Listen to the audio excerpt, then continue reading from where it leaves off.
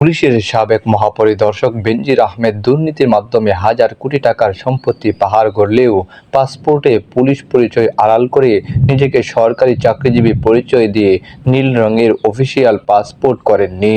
সুযোগ থাকার পরও নেননি লাল পাসপোর্ট।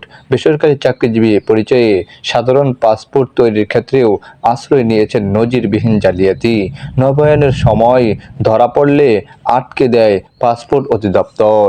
চিঠি দেওয়া হয় র্যাব সদর দপ্তরে, কিন্তু অবৈধ প্রভাব খাটিয়ে ম্যানেজ করেন সব।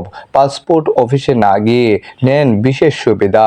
সাবেক সেনাপ্রধান জেনারেল আজিজ আহমেদের আলোচিত দুই ভাই হারিস আহমেদ ও তোফায়েল আহমেদ জোসেফ যে প্রক্রিয়ায় পাসপোর্ট করেছিলেন, সেই একই কায়দায় পাসপোর্ট নেন বেনজির। অনুসন্ধানে জানা গেছে চাঞ্চল্যকর এসব তথ্য।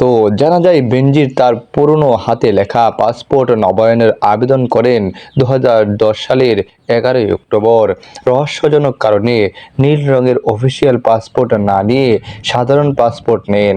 এ সময় আসল পরিচয় আড়াল করে নিজেকে বেসরকারি চাকরিজীবী বলে পরিচয় দেন। আবেদন ফরমে পেশা হিসেবে লেখেন প্রাইভেট সার্ভিস। নথি ঘেঁটে দেখা যায় 2010 সালের 14 অক্টোবর বেনজিরকে নবায়নকৃত এমআরপি দেওয়া হয়। মেয়াদ উত্তীর্ণদের তারিখ ছিল 2015 সালের 13 অক্টোবর।